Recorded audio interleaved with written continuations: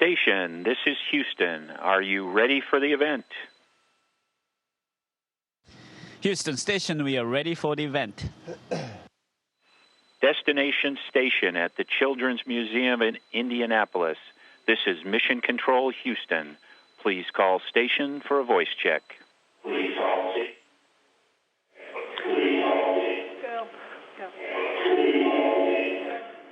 ISS, this is Destination Station at the Children's Museum of Indianapolis. This is Dave Wolf. How are you doing up there?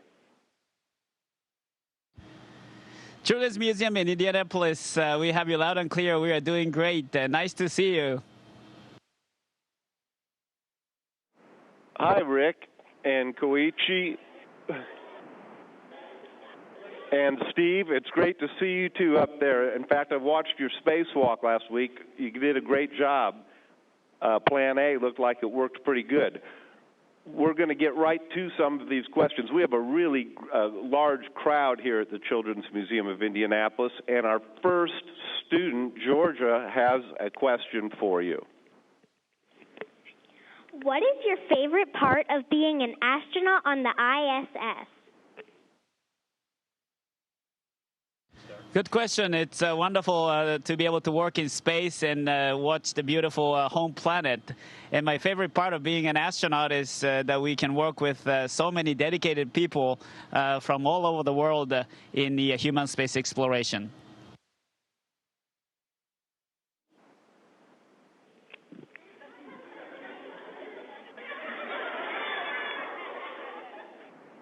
Rick, this next question's for you, and we have Oliver from Indianapolis Public Schools 60 to ask the next question. Here you go, Oliver. How do you tell the time, and is there a certain time zone you follow? Hey, Oliver. Yeah, great question. Yeah, because up here, we're going around the Earth so fast that we have a sunrise and a sunset every hour and a half. So we can't use the sun to determine what time it is, obviously. So we use Greenwich Mean Time, or basically the time that it is in London, England. And that's kind of a compromise because we have people from all over the world working with the International Space Station. So we all decided to use London time, or GMT, as the standard up here. And, of course, we use our watch. And then at night, when it's time to go to bed, we turn all the lights off, and it's like nighttime up here. In the daytime, we have all the lights on in station, and it's like daytime.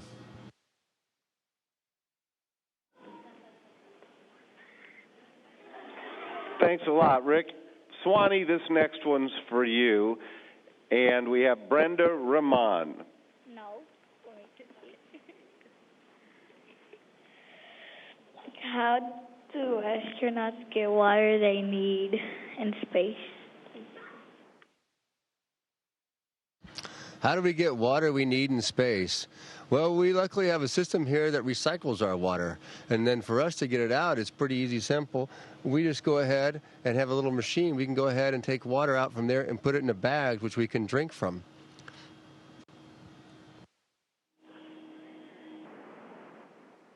Thanks a lot, Swanee.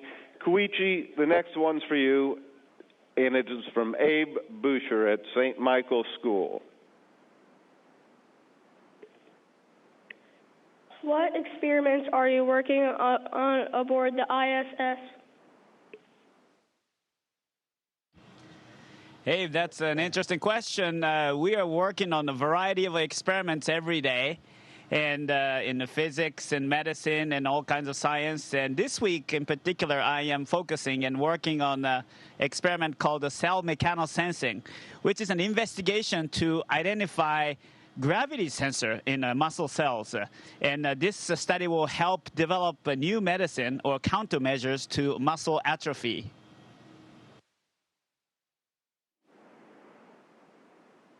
Thanks, Koichi. And now, Rick, the next one from Aaron Howard, Chapel Hill Christian School. Here, Aaron. How and why did you choose to go into space?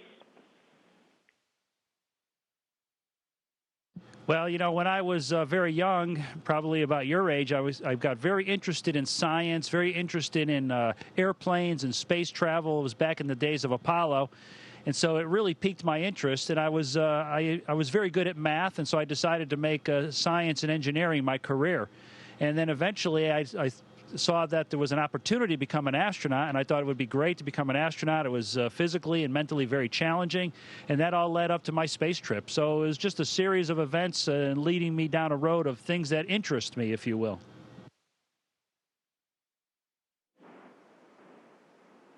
Thanks a lot, Rick. Swanee, the next one is from Isabel Hargrove, Sycamore School in Indianapolis.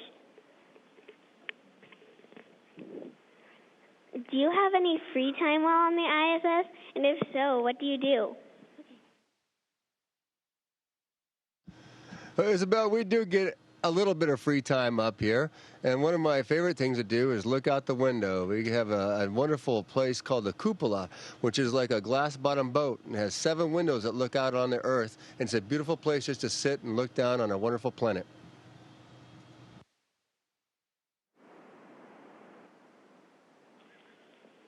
Thanks, Swanee. Koichi, our next question's from Jonna Bolton. Jonah, you say? Thank you very much. Here you go, Jonah. How many personal items do you bring to space, and what types of items do you bring?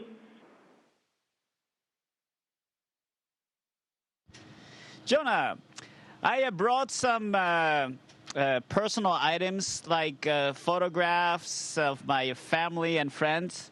And also I brought some banners or flags of my school and universities that I attended back in Japan. And then also some small charms as flight memento. And photographs are really nice, and that because I can see the pictures of my family and friends during this 6-month stay on board the space station.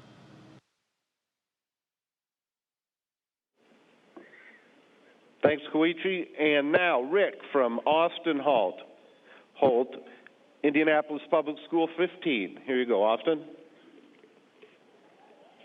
How big is the living area on the ISS, and do you get your own room? Yeah, Austin, the space station is actually very, very large, in my opinion anyways. Maybe you've been on a large commercial airliner on a trip at one time or another. It's probably the size of 2 or 3 of those commercial airliners, the volume inside it.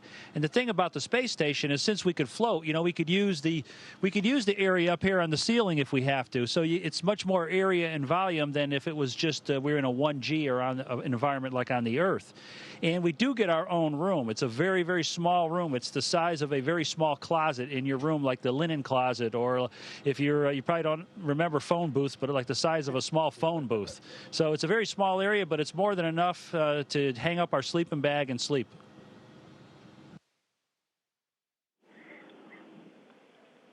Rick, I really miss using the roof. Last time I came home from space, I used to sleep on the roof, and I was pretty surprised to wake up on the not sleeping on the roof.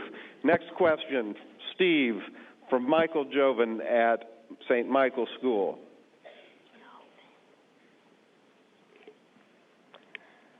Do you have plants on the ISS?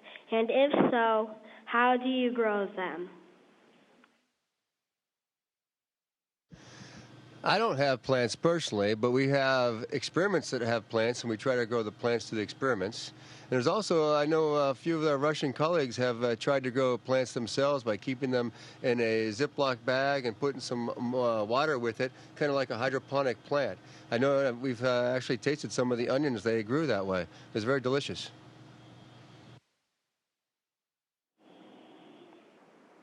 Thanks, Steve. And for Koichi, our next question from Angela, and I can't pronounce that. Is it Kahindi?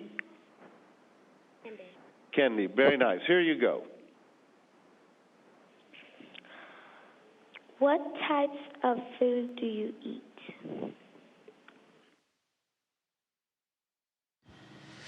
Yes, we have all kinds of very tasty space food, meat, fish. That's my favorite. Vegetables, dessert. And those are from the partner countries of the International Space Station, United States, Russia, Europe, Canada, and Japan. And recently, we had the SpaceX Dragon spacecraft, which brought us fresh food, fruits and vegetables, which is very rare for us to have. And I really wish that we had some sushi as a standard food item.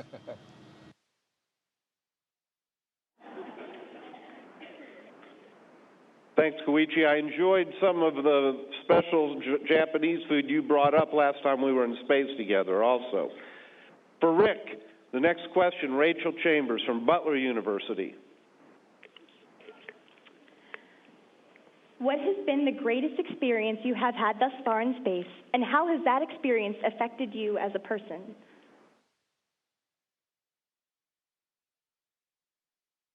Yeah, you know, I've had a lot of great experiences up here, but probably the thing that I enjoy the most are the spacewalks. I've got to do a few spacewalks, and when you're out there in your spacesuit and you're translating around the outside of the space station, you have these great views of the Earth. Just your visor between you and the vacuum of space, you got these wide panoramic views of the Earth as the sun rises. They're just incredible. And working out there on the space station, it's very, very difficult work, but it's also very, very rewarding. I don't know if that's going to change me as a person, but it's certainly something that I'm going to remember for the rest of my life, being out there and helping to build the space station and the beautiful views of the Earth. I think that was your, ninth spacewalk, Rick, and I watched every bit of it. Great job.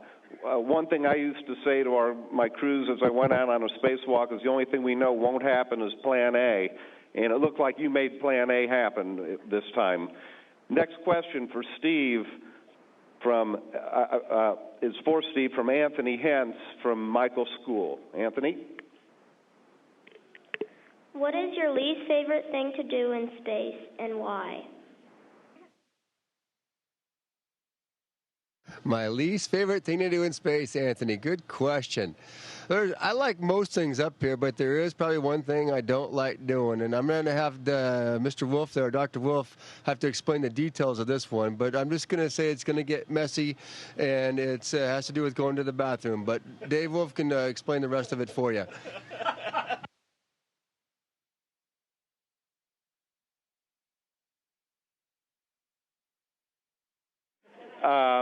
We have quite a crowd here that's pretty interested. We're on, by the way, we're on question 13 now out of 20, just to keep you updated on the schedule. For Koichi, please. Cooper has a question from Sycamore School. What do you do with human waste? I'll help you with that one afterwards, too, if you'd like. Cooper, that's a good question. We keep the human waste in a container like this size, and then we load these containers to a cargo vehicle when it arrives here. And when the cargo vehicle arrives, departs from the space station, it departs with the containers, and it will burn up during the re-entry to the atmosphere.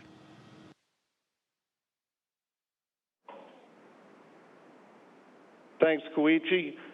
Rick, Miles Cumbay from Indianapolis School 60 with your next question. Do you get to talk with your family while you're on board? Oh yeah, that's we do. We get we have very good connectivity with our family up here. We actually have a telephone where we can call just about anywhere in the world when we have the proper communication satellites in place. We also have email, of course, and then once a week we get to do a video conference with our families. So I talk to my family almost every day. I have a video conference once a week, and of course we email and exchange pictures and things like that. So it's not too bad. I feel very close to my family, and we've been communicating with them quite a bit since I've been up here the past 6 months. Thanks, Rick. Next question's for Steve. By the way, his name is Steve Swanson, and we call him Swanee in the astronaut office, and that's why I'm calling him Swanee during this. So, Swanee, your next question is from Ramiro, please. How does lack of gravity affect the body? Well, that's a good question. Lack of gravity does affect our bodies. It makes us weaker, and it makes our bones weaker. So we have to work out 2 hours every day to keep our muscles strong and our bones very strong too, or else when we get back to Earth, it's going to be a very difficult time for us. So that's important for us to stay in shape up here. You guys are looking pretty good, so you're doing a good job of it. Next question, Koichi, please, from Adler, Kissling, Chapel Hill Christian School. What does the Earth look like from space? Oh, that's a very good question. To us, Earth looks like a blue, very beautiful oasis in the completely large pitch black space. And I feel really lucky to be able to have such a wonderful planet as our home.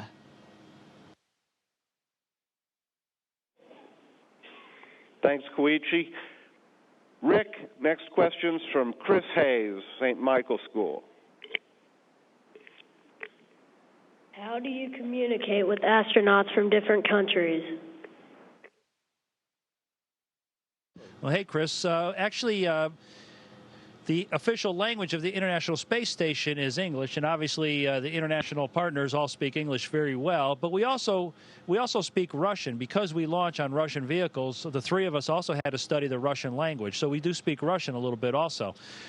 So basically, we use English as the primary forms of communication, but we also use Russian on occasion also. Отличный вопрос и ответ. Next вопрос for Steve from Aliyah or Eliya. Help us pronounce your name. Aaliyah. Hello, Aliyah. Here you go. What inspired you to become an astronaut? Leah, that's a good question. Most people have other significant events in their life, but I think actually for me it might have been just a little different. I got inspired mostly to become an astronaut by watching and reading books about science fiction and space. I just love those books and movies and TV shows, and I got hooked on it at that point when I was a young kid, and I've never left that idea. I love it.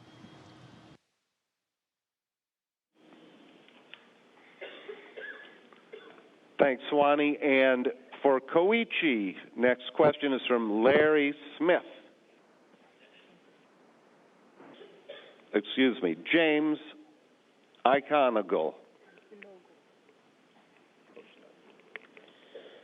What basic requirements do astronauts have to meet to be selected to go to the space station? James, good question.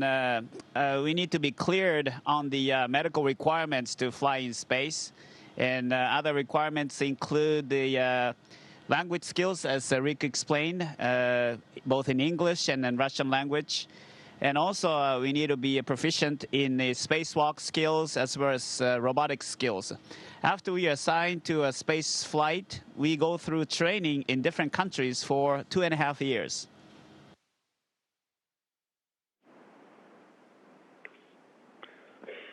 Thank you, Koichi. And our last question, number 20, is from Avery.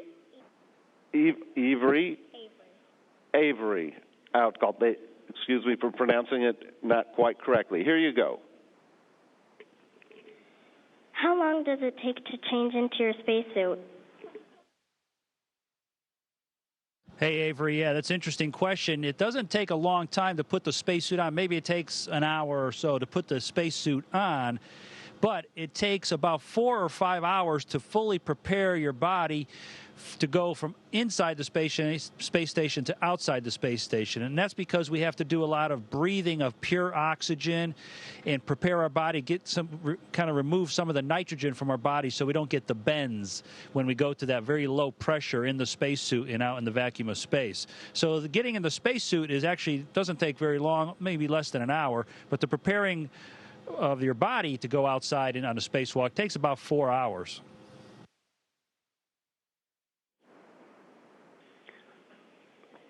Thanks a lot, Rick. In fact, that's something we're going to talk about after our downlink is completed. I'm going to spend some time with this rather large group going over some of these more detailed than we have time right now. That was our last question. I want to say hi, though, to Mikhail, Oleg, and Alexander also, as well as it's been great seeing you guys. I think I saw you last at the grocery store a little while ago, Swanee. Koichi, we flew in space together on my last flight. Rick, see you in the office all the time. So it's just great getting to talk to you and spend time. And I can't tell you how excited this really large group, I know you can't see them, but they are really thrilled to be talking to the International Space Station, traveling at 5 miles per second overhead around the Earth, and 16 times a day. And we'll talk about that a little bit more later with the group. Is there anything else you folks would like to talk about in the last remaining moments or minutes that we might have? Yeah, Dave, it's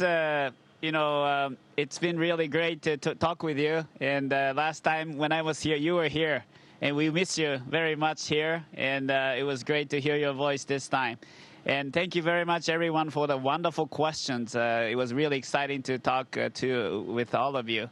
And good luck with your study, and set the goal high and aim for it. And then if you do not give up, your dreams will come true. Thank you very much for sharing this moment with you. Thank you. Great. And Swanee's going to do a flip. You can probably hear all the clapping. And that's a nice flip, Swanee. Double flip.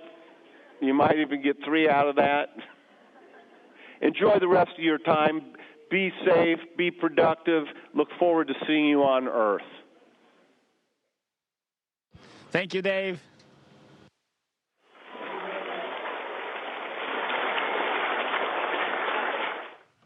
Station, this is Houston ACR. Thank you. That concludes our event. Thank you, Children's Museum of Indianapolis Station. We are now resuming operational audio communications.